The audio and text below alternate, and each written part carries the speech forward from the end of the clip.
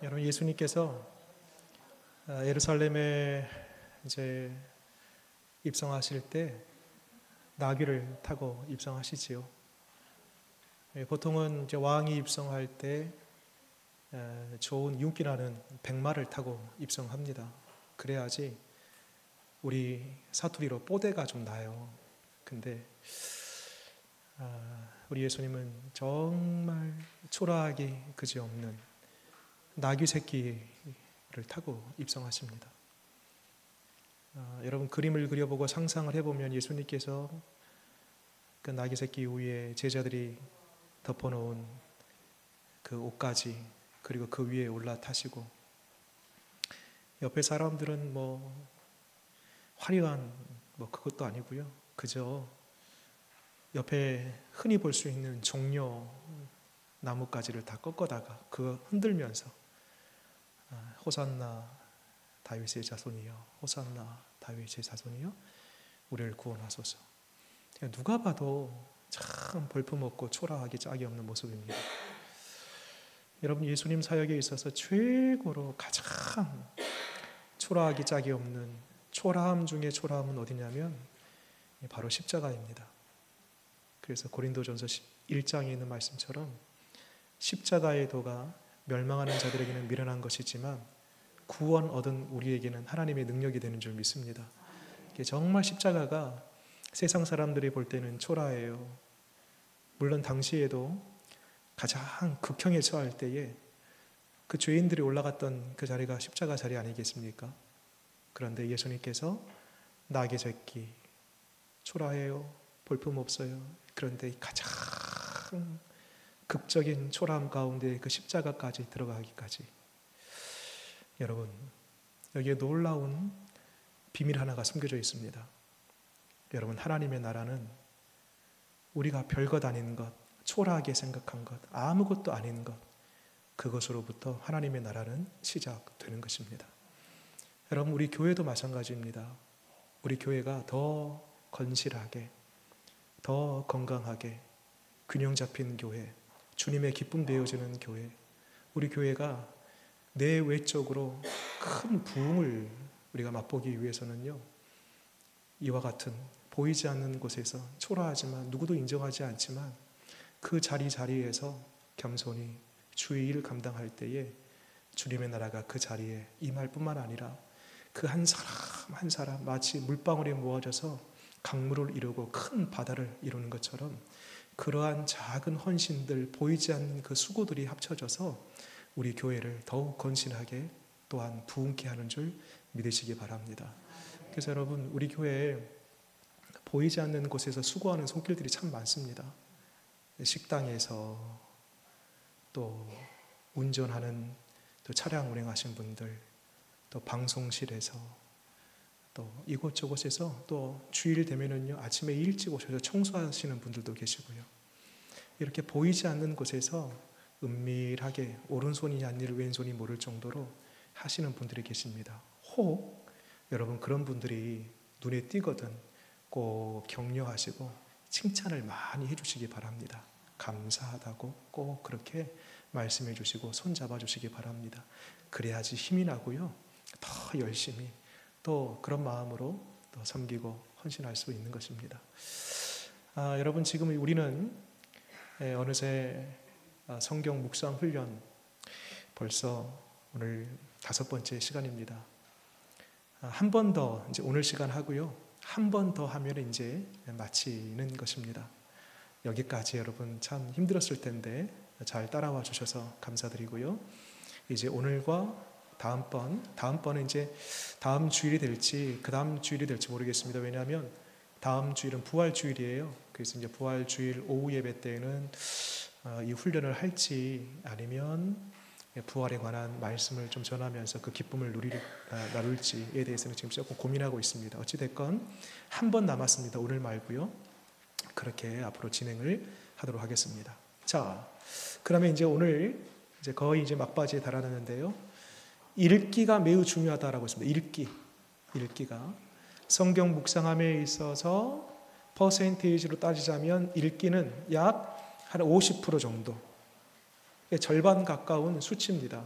그만큼 읽기가 매우 중요하다, 그런 말씀을 드렸습니다. 읽을 때 어떻게 읽는다고 했습니까? 크게 세 가지. 어떻게요? 천천히, 그 다음에 꼼꼼히, 그 다음에 반복해서. 천천히, 꼼꼼히, 반복해서. 몇 번? 3번 읽으면서. 어느 정도까지 읽는다고요? 꼭 3번이 아닙니다. 읽어가면서 그 말씀을 요약할 수 있을 정도까지 읽어가는 겁니다. 그리고 읽어감에 있어서 꼭 우리가 빠뜨리지 말아야 할 것, 문자를 읽어가지만 여러분, 문자 속에는 하나님의 마음이 담겨져 있습니다. 하나님의 생각이 담겨져 있어요. 그래서 뭐 하면서 읽는 거예요? 소리 좀 줄여주십시오. 뭐 하면서 읽는 거예요?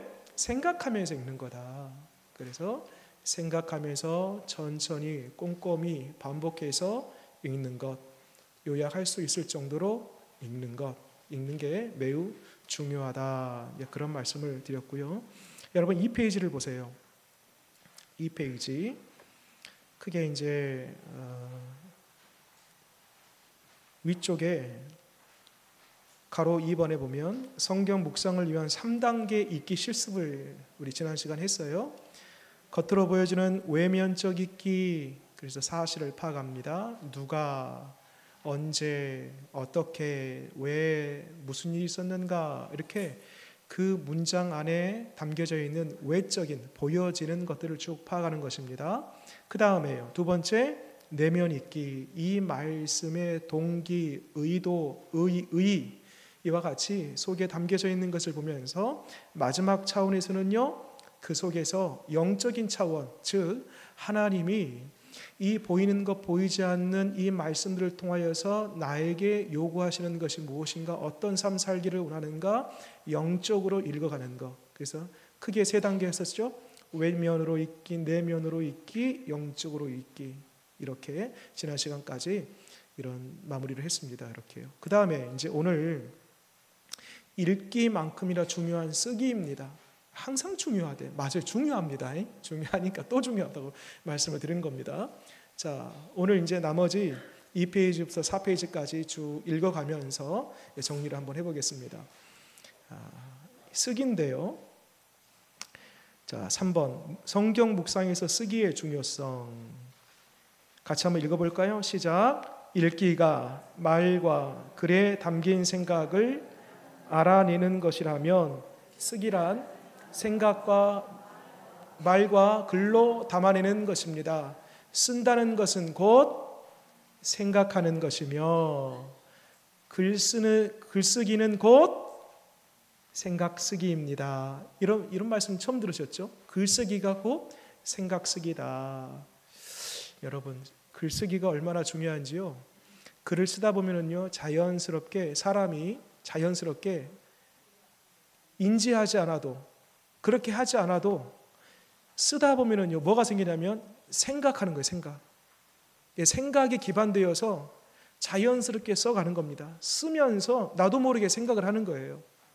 그래서 여러분, 최고의 치매 걸리지 않게 하기 위한 예방접종, 그것은 쓰기입니다. 쓰기. 생각하면서 자연스럽게 쓰다 보니까 정신이 맑아져요. 정신이 거기에 몰두가 돼요. 그러면서 치매가 예방됩니다. 별로 안 믿으신 것 같은데 이제 한번 해보시기 바랍니다. 제가 단언컨대 하나님의 말씀을 묵상하면서 한 글자, 한 마디, 한 구절씩 이렇게 써내려감을 통하여서 내가 정신이, 생각이 얼마나 반짝반짝 빛내져가고 치매뿐만 아니라 오히려 내 정신이 맑아지고요, 내 영혼이 소생됨을 믿으시기 바랍니다. 쓰기가 얼마나 중요한지 몰라요. 그 다음 보세요. 읽어볼게요. 성경을 읽으면서 묵상한 내용을 말과 글로 표현할 때 우리의 생각은 훨씬 더 정리가 되고 선명해집니다. 쓰는 것과 읽는 것은 분리되지 않습니다. 쓰는 것과 읽는 것은 따로따로 떨어져 있는 것이 아니고요, 쓰는 것이고 읽는 거고 읽는 것이고 쓰는 거다. 이게 하나다, 몸뚱아리가. 그렇게 생각하시면 되겠습니다. 그 다음에 쓰기의 중요성. 쓰면서 우리의 생각은 명료해지고 점점 발전해 합니다. 발전해요.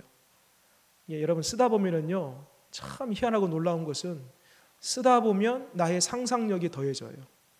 예, 쓰다 보면 뜻밖의 생각들이 막 생각이 나요. 예, 점점 나의 생각이 발전하는 거죠. 이미 여러분들 중에도 메모하는 습관 혹은 이미 묵상하면서 쓰는 습관들을 가지고 계신 분들이 계시겠지만 이런 분들은 이미 지금 공감을 하실 겁니다. 쓰면서 희한하게도 내가 생각하지 못했던 것들이 막 생각이 나요. 쓰면서.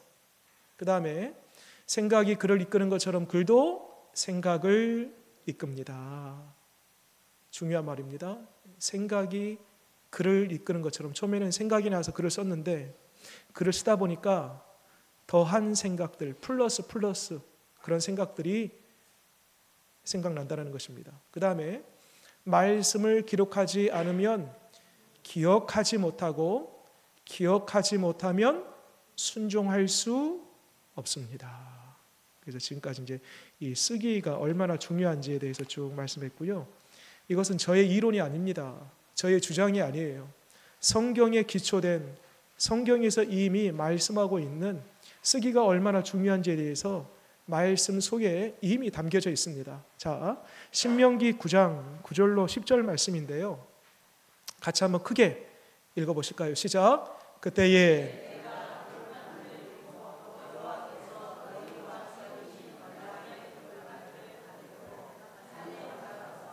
40주 40야를 산에 머물며 떡도 먹지 아니하고 물도 마시지 아니하였더니 그 다음요 두 돌판을 내게 주셨나니 그 두 돌판의 글은 하나님의 손으로 기록하신 것이요. 그 다음에 너희의 총회의 날에 여호와께서 산상불 가운데에서 너희에게 이르신 모든 말씀이니라. 그러고 보니까 하나님께서 친수 하나님의 손으로 직접 돌판에다가 글을 써주셨네요. 이 글이라는 게 원조가 누구냐면 하나님이세요. 사람이 창작한 게 아닙니다. 하나님께서 친수로 하나님의 손으로 써주셨습니다. 기록하여 그것을요 남겨주셨습니다. 그러니 기록한 것을 모세 혼자뿐만 아니라 그것을 하나님의 말씀입니다라고 증명할 수 있고, 그리고 돌판에 기록됐으니까요 지워지지 않지요. 자자손손이 그 말씀을 읽어갈 수가 있습니다. 자, 기록하게 하신 하나님, 신명기 6장 6절에서 9절 말씀 또 한번 읽겠습니다. 시작. 오늘 내가 내게 명령하는 이 말씀을 너는 어디에 마음에 새기고 쓰고 내 자녀에게 부지런히 가르치며 집에 앉았을 때든지 길을 갈 때든지 누워 있을 때든지 일어날 때든지 이 말씀을 강론할 것이며 너로 또 그것을 내 손목에 매어 기호를 삼으며 내 미간에 붙여 표로 삼고 또 그것을 내 집 문설주와 바깥문에 어떻게 기록할지니라. 여러분, 이 말씀은 실은 모세 때, 그러니까 적어도 지금으로부터 따지면 한 3,000년, 4,000년 전에 주신 말씀이거든요. 그런데 오늘날 지금 우리가 살아 숨쉬는 지금 이 시대에도 유대인들은요 이 기록된 3,000년, 4,000년 전에 주신 이 말씀을 따라서 지금도요 똑같이 미간에다가요 조그만 상자 같은 거 하나 딱 달고요 그 상자 속에는요 하나님의 말씀을 깨알같이 쭉 적어놓고요 그 상자에 담아놓고 거기를 붙이고 다닙니다. 말씀을 붙이고 다녀요. 그리고 이 팔에다가요 기다란 줄 있는데 거기다가 역시 마찬가지로 하나님의 말씀을 깨알같이 쭉 적은 다음에요 꽁꽁 여기 팔을 에워쌉니다. 그리고요 수시로 이것을 풀어서 그 말씀을 쭉 읽고요 다시 감아놓고요. 어디에 감아요? 몸에 감아요. 말씀을. 의미가 있는 거죠.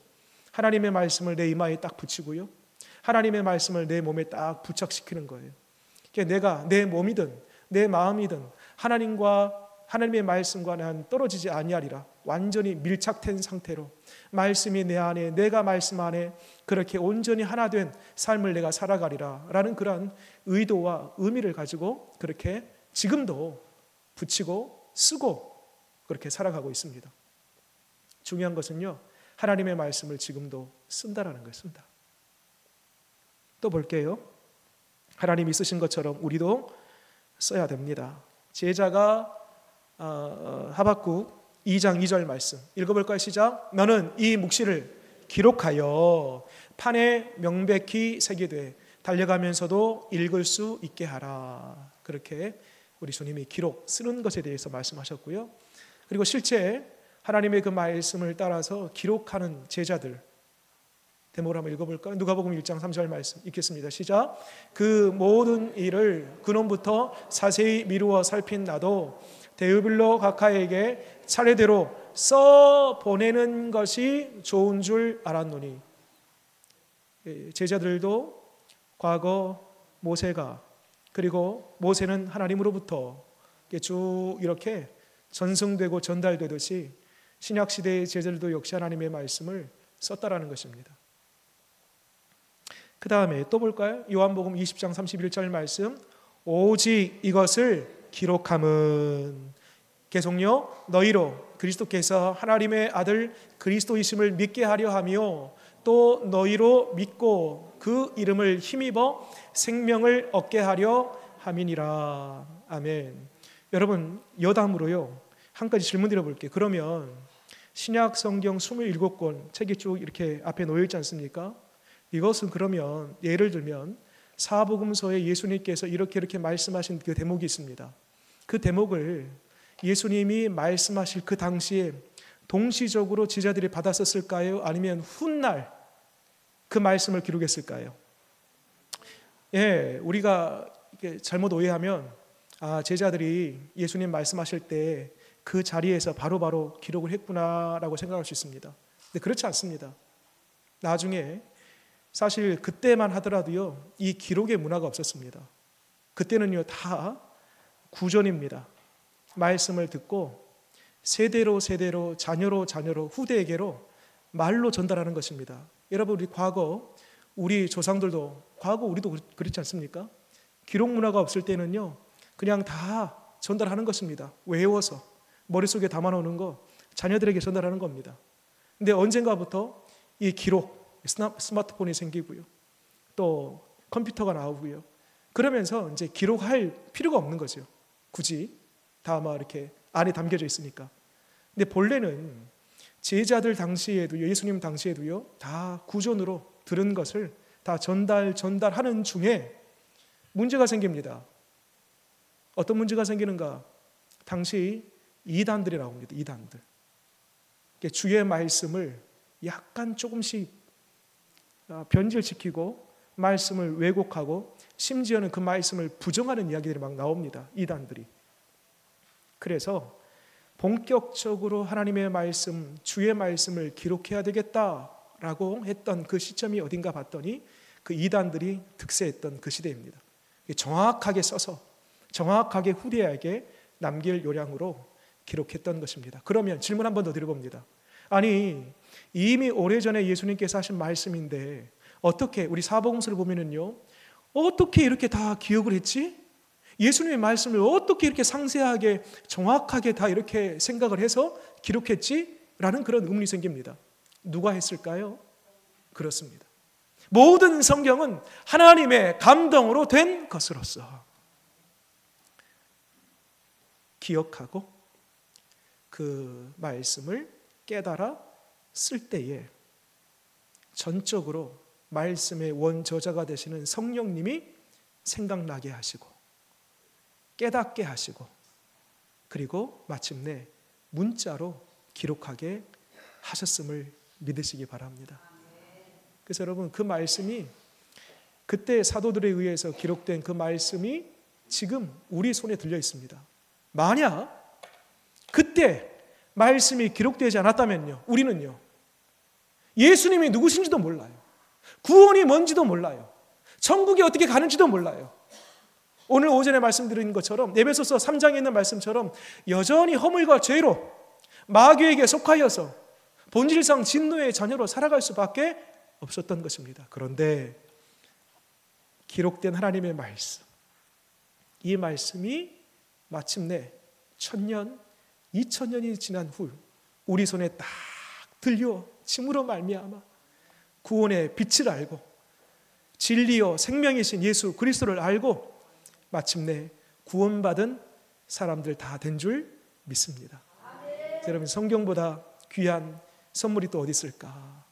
성경보다 더 보배로운 선물이 어디 있을까?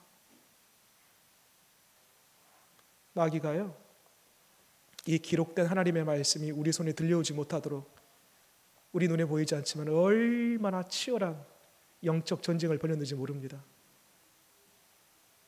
그런데 우리 눈에 보이지 않지만은요, 치열한 영적 전쟁 가운데에서 마침내 우리 손에 딱 하나님의 말씀이 들려진 거 보면은요, 우리 하나님이 그 사단 마귀 권세, 성경이 우리 손에 들려하지 못하도록 온갖 방법과 전략을 다 짰지만은 마침내 하나님이 승리하심으로 말미암아 우리 손에 하나님의 말씀이 들려진 것입니다.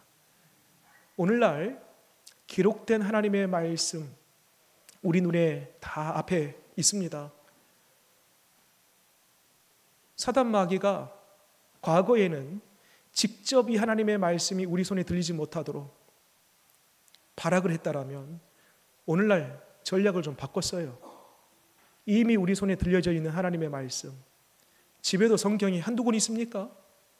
여러 권의 성경, 차에도 있고 방에도 있고 교회도 있고 우리 주변에 하나님의 말씀, 성경이 참 많아요. 마귀의 전략 두 번째, 그 말씀을 읽지 못하도록 하는 겁니다. 이것은 우리의 게으름이나 우리의 나태함의 어떤 영역을 넘어서 하나님의 말씀을 읽지 못하도록 그 배후에서 끊임없이 지금도 우리의 영적 상태를 공격한다, 마귀가. 여러분, 이 부분을 꼭 기억하시고 더욱 기록된 하나님의 말씀이 내 손에 들렸을 때에 더욱 가까이 주의 말씀을 사모하고 그 말씀 앞으로 더 가까이 나아가는 저와 여러분 되기를 바랍니다. 자, 이어서 하나님이 기록하시고 과거의 모세가 기록하고 또 기록된 하나님의 말씀을 따라서 제자들이 기록하고 쭉 마치 전승이 내려온 것처럼 기록된 하나님의 말씀을 지금 강조했습니다. 그 다음에 성경 묵상을 돕는 쓰기, 성경 묵상을 하며 뭐라도 쓰십시오. 뭘 쓰라고요? 뭐라도 쓰십시오. 뭐라도. 그렇다고 해서 막 옆에 사람 욕하고 막 그러면 안 됩니다.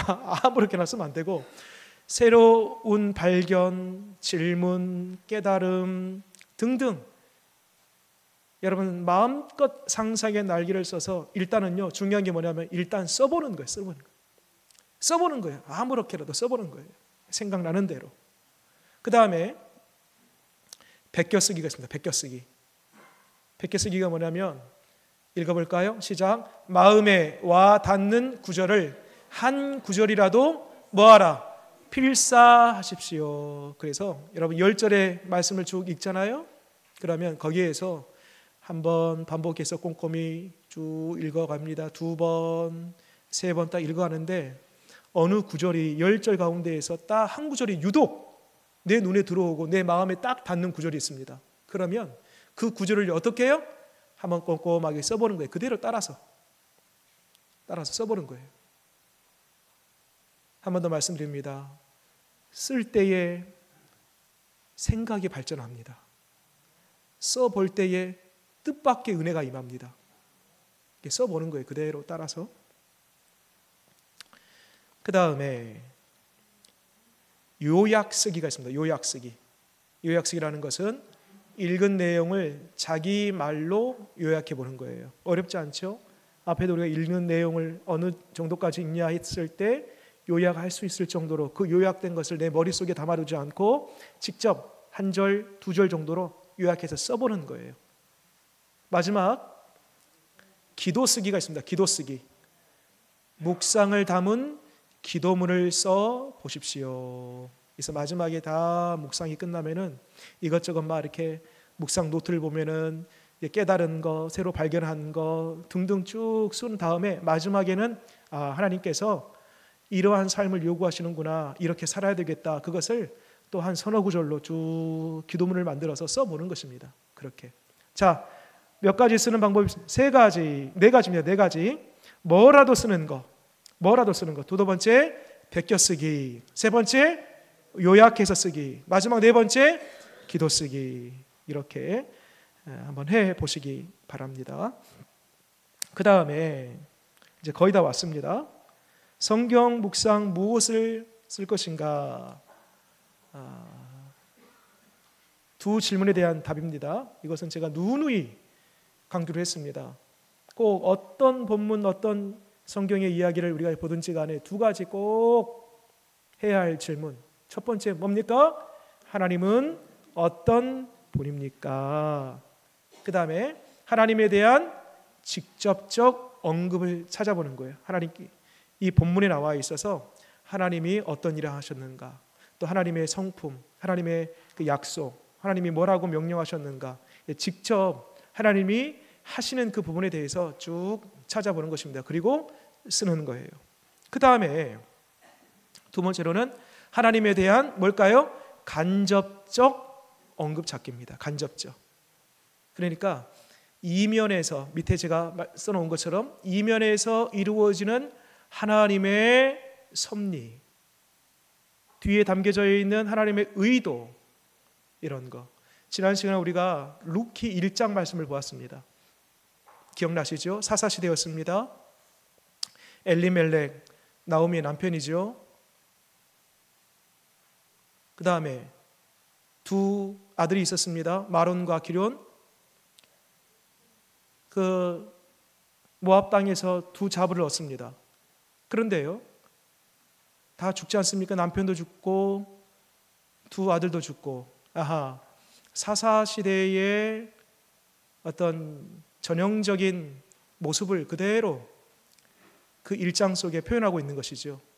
하나님 떠난 인생, 죄의 본성을 따라 살아가는 인생, 그 결국은 죽음이구나. 그러다가 2장에 왔을 때는요, 이 나오미가 베들레헴, 자기의 고향으로 돌아옵니다. 돌아왔더니 거기에서 누구를 만나냐면 보아스를 만나요. 그것도 성경에 보면 우연히, 마침이라는 표현이 있습니다. 그런데 이게 우연일까? 마침일까요? 아닙니다. 그 배후에 누가 계시는 거예요? 하나님의 절대 섭리, 섬세한 하나님의 계획이 담겨져 있는 것이죠. 그래서 그 보이지 않지만은 그 배후에서 일하시는 하나님을 찾아보는 겁니다. 이게 바로 간접적 하나님 찾기입니다. 즉, 발견한 하나님에 대한 반응 쓰기. 고백, 감사, 회개, 간구, 결단, 이런 것들 쭉 한번 써보시는 거고요. 그 다음에 하나님이 나에게 주시는 적용점은 무엇입니까? 말하자면 좀 더 쉽게 표현하면 그 하나님이 발견했어요. 그 하나님, 의로우신 하나님, 사랑이 많으신 하나님, 섭리하시는 하나님, 계획하시는 하나님, 끝까지 오래 참으시는 하나님, 이러한 하나님에 대한 그 성품들을 우리가 발견했습니다. 깨달았습니다. 그러면 그 하나님이 나에게 뭘 요구하시는가? 거의 여러분 요구하시는 것은요, 앞에 발견한 하나님의 성품을 많이 따라가요.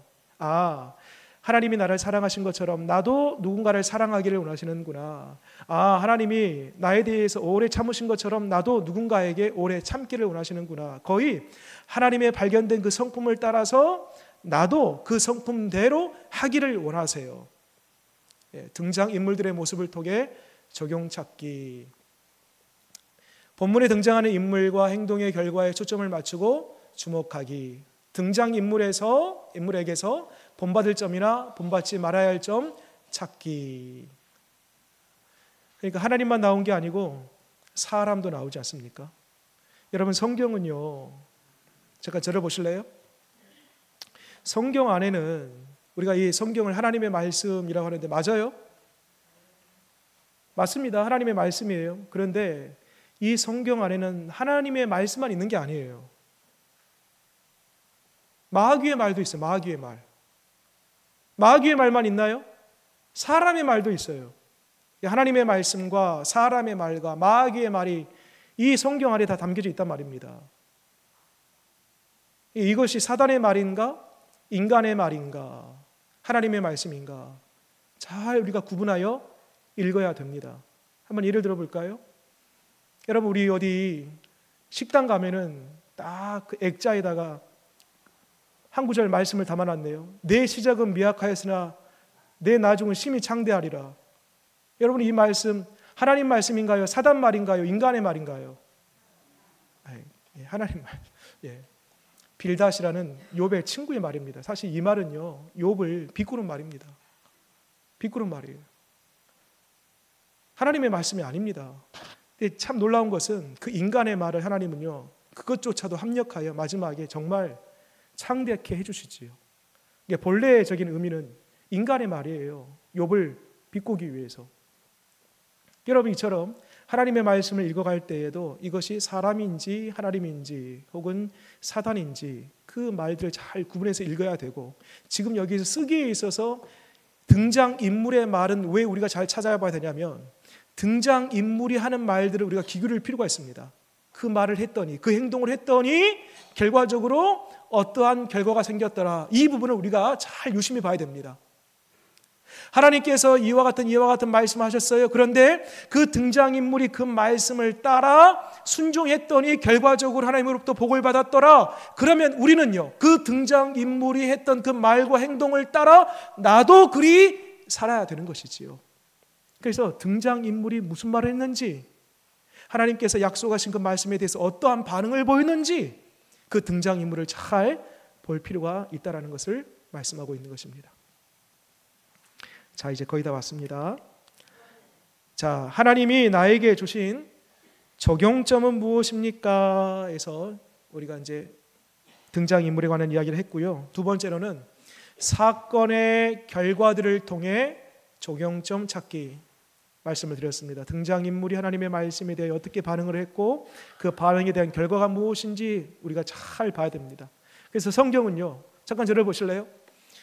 어디를 읽든지 간에 첫 번째 절이 제일 중요해요. 첫 번째 절. 1장 1절, 2장 1절, 3장 1절, 이렇게 1절, 2절이 굉장히 중요하고요. 그 다음에 또 중요한 구절이 어디일까요? 물론 가운데 토막도 매우 중요합니다. 그런데 따지고 보면 중요한 딱 한두 군데로만 찾아라 보면 1절, 2절이 매우 중요하고요. 그 다음에요, 제일 마지막 절. 어떻게 됐는가? 결과적으로. 그래서 여러분, 성경을 읽어갈 때에 이제 속독하신 분들은 성경을 이제 마치 숲을 보듯이 빨리 속독하신 분들 계시지 않습니까? 그런 분들은요, 1절, 2절 그리고 끝절만 보면은요, 대략 그림이 나와요. 1절, 2절, 끝절, 2절, 2절, 끝절. 그러면 대략 이 그림이, 이 흐름이, 이 문맥이 어떻게 흘러가는구나. 그래서 첫 번째 절과 마지막 절이 매우 중요하다. 여러분, 첫 번째 절 같은 경우는요, 얼마나 이 구절이 중요했던지요, 성경의 책 제목을 달 때 창세기, 출애굽기, 레위기, 민수기, 신명기, 여호수아, 사사기, 룻기, 사무엘상 이렇게 쭉 책 제목을 달 때에 그 책 제목을 어디서 갖고 왔냐면요, 1장 1절에서 갖고 옵니다. 다. 그만큼 1절이 중요하고 역시 마지막 절이 중요하다. 그 다음에 읽어볼까요? 3번 직접적인 명령. 시작. 직접적인 명령과 책망, 경고, 피해야 할 죄, 붙잡아야 할 약속들에 대한 언급을 통해 적용점 찾기. 어렵지 않습니다. 그 다음에 마지막입니다. 새롭게 깨달은 내용, 고쳐야 할 생각을 어떻게 합니까? 한번 써보는 거예요. 쓰기입니다. 여러분이 쓰기가요, 지금 이제 오늘 처음 이 말씀을 듣고 집에 가서 한번 직접 한번 해보려고 하면은요, 도통 이게 어려운 게 아닙니다. 보통 어려워요. 이게 쉽지 않아요. 그래서 훈련이라고 했습니다. 그런데 제가 여러분 단언컨대 말씀을 드립니다. 한번 써보잖아요. 어려워요. 오늘 시편 1편 1절에서 6절을 읽었는데 이제 조금 있다가 제가 이 말씀을 드리고 끝난 다음에 한번 실제 한번 여러분들이 실습 한번 해볼 겁니다. 쓰는 거 한번 해볼 거예요. 이게 쓰는 게 쉽지 않아요. 그런데 한 번, 두 번, 세 번 뭐라도 써보고요. 깨달은 거 써보고요. 또 나에게 마음이 딱 다가오는 거 써보고요. 이 구절을 통한 10절이 이제 오늘 시편 1편 1절로 6절 가운데 핵심이 뭔가, 주제가 뭔가 한 절 정도 써보고요. 그것을 기도문으로 한번 써보고요. 이게 어렵습니다. 그런데 한 번, 두 번 해보면 이것이 점점 습관이 되고 체화가 되고 나중에는요, 쓰지 않으면 오히려 불편할 정도로 그러한 단계까지 이르게 될 줄 믿습니다. 아멘 하신 분들은 복이 있을지어다. 그렇게 될 줄 믿습니다. 한번 그러면은 지금부터 이 시편 1편 1절로 6절까지 한번 우리가 천천히 반복해서 꼼꼼하게 한번 읽어보시고요. 거기에서 여러분 펜이 있으면은요 드시고 한번 직접, 펜 다 있으시죠? 옆에 사람 한번 빌려주세요. 뭐라도 이 말씀을 읽으면서 생각나는 건 뭐라도, 깨닫는 건 뭐라도, 새로 발견한 건 뭐라도, 그리고 내 눈에 딱 들어오는 구절, 그것을 베껴 쓰는 거예요. 또 이 말씀을 한번 가장 핵심적인 게 뭘까? 도대체 이 말씀 속에 하나님은 어떤 분이신가 찾아보고, 그 하나님이 나에게 무엇을 요구하시는가도 찾아보고, 악인의 결과, 의인의 결과 무엇인가 한번 써보고, 그래서 이것을 하나님 나 이렇게 살기를 원합니다. 이것도 한두 글 써보고 한번 직접 제가 한 1, 2분 정도 잠깐 시간을 한번 드려보겠습니다. 드려볼게요. 한번 해보겠습니다. 방송실에서 음악을 잔잔하게 좀 주시면 감사하겠습니다.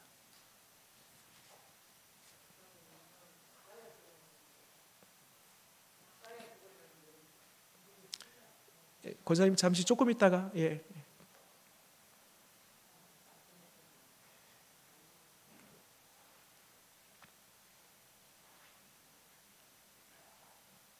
지금 열심히 쓰고 계십니다. 한 1분 정도만 제가 더 들어볼게요.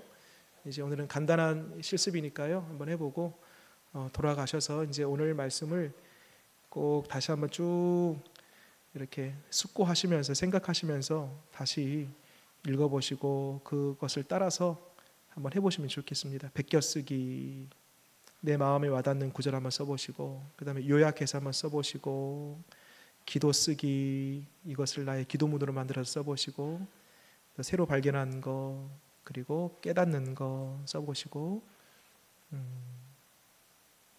하나님 어떤 하나님이신가 한번 찾아보시고, 그 하나님이 나에게 무엇을 요구하시는가 한번 써보시기 바랍니다. 음악이 나오니까 1분 더 드리도록 하겠습니다.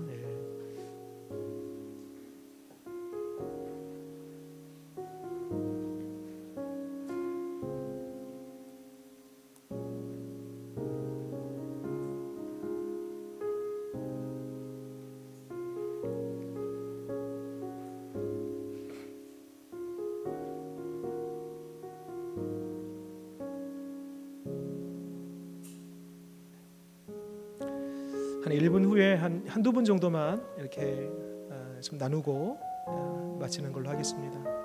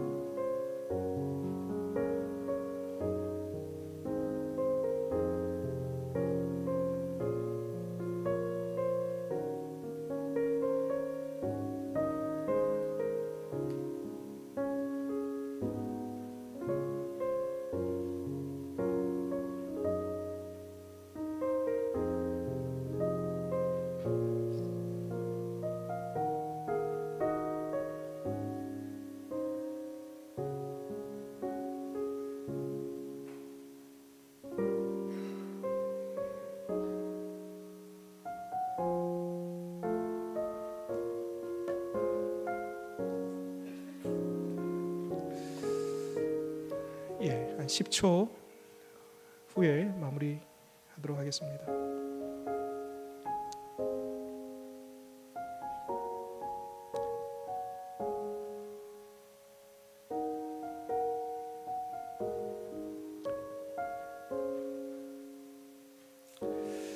예, 여기까지 하겠습니다. 예, 한두 분 정도만 한번 나눠보도록 하겠습니다. 저하고 시선을 좀 피하시는 분들 주로 이렇게 시키도록 하겠습니다. 시키지는 않겠습니다. 지명하겠습니다. 예, 그 말이 그 말이네요. 자, 50대 대표로 50대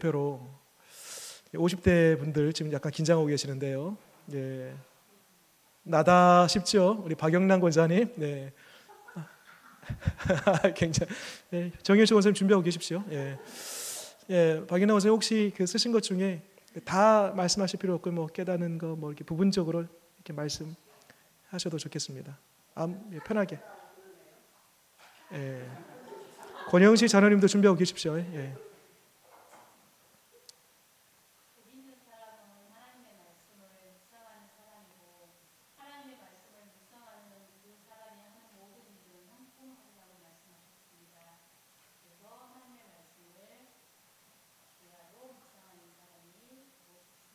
네, 감사합니다. 네, 아주 좋습니다. 잘하셨고요. 그 다음에 60대 분들 또 저하고 눈을 한번 아이 컨택 하시죠. 예, 눈을 좀 보시고요. 눈을 피하신 분들 제가 위주로 제가 시키도록 하겠습니다. 자, 60대 분들 박이방 권사님 60도 아니시죠? 예, 예, 주홍료 권사님, 주홍료 권사님, 앞에 계시는 위원숙 권사님, 네, 시키겠습니다. 하셨습니까? 두 분 중에 누구 하셨습니까? 하셨으면은 네, 주홍료 권사님 먼저 짧게 해주십시오. 네. 네.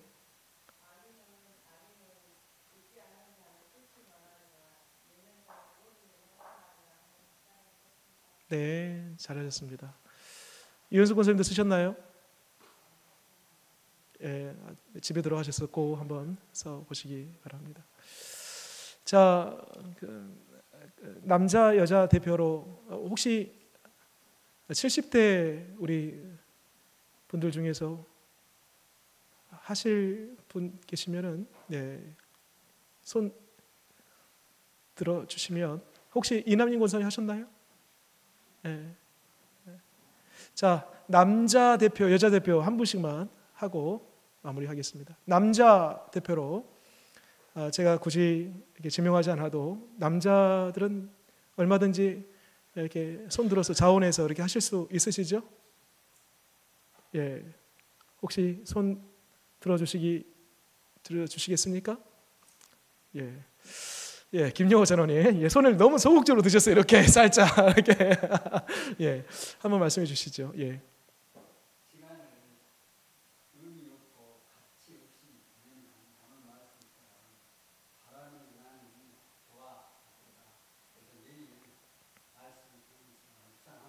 네.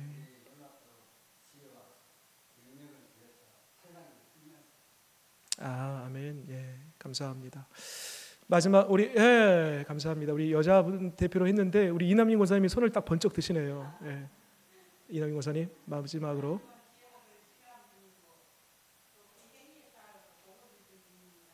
아멘. 네, 그렇게 쓰셨어요. 감사합니다. 예, 최민 권사님, 네, 하지 않는 걸로 하겠습니다. 예, 하겠습니다. 예, 해주십시오. 네.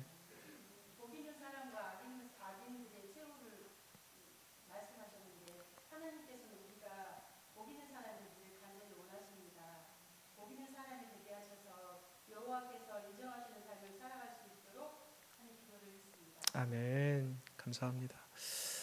저는 이제 잠시 저도 이제 묵상을 하면서 묵상은 뿌리다 이렇게 제목을 달아놓고 이런 묵상을 했습니다. 악인이 왜 겨와 같은가, 바람이 나는 겨와 같은가 했을 때 뿌리가 없기 때문이다. 뿌리가 없으니 바람에 날릴 수밖에 없다. 묵상은 뿌리를 내리는 것이다. 뿌리만 내리면 바람에 날아가지 않는다. 그렇게 먼저 보았습니다. 자, 감사합니다. 이제 마지막 다음 주가 될지 그 다음 주가 될지 제가 좀 고민하고 있고요. 한 번만 더 여러분, 이제 다음번에는 이 말씀을 읽고 쓰고 난 이후에 이제 나누는 겁니다. 나누는 그 일들에 대해서 이제 마지막 제가 강의하고 우리 성경 묵상 훈련을 그렇게 가늠지으려고 합니다. 자, 기도하고 마치도록 하겠습니다. 기도하겠습니다.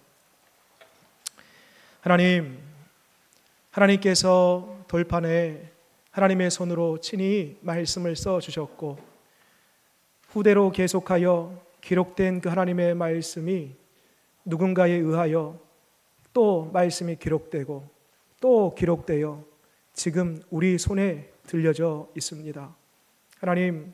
하나님의 말씀을 읽고 그리고 그 묵상된 말씀을 하나하나 써 내려갈 때에 씀에 있어서 하나님 은혜 더하여 주셔서 더 생각이 깊어지게 하시고 쓸 때에 하나님의 은혜가 또 하나님의 그 사랑, 하나님의 성품, 하나님의 그 마음을 우리가 더 깊이 알아갈 수 있는 시간 되게 하여 주시옵소서.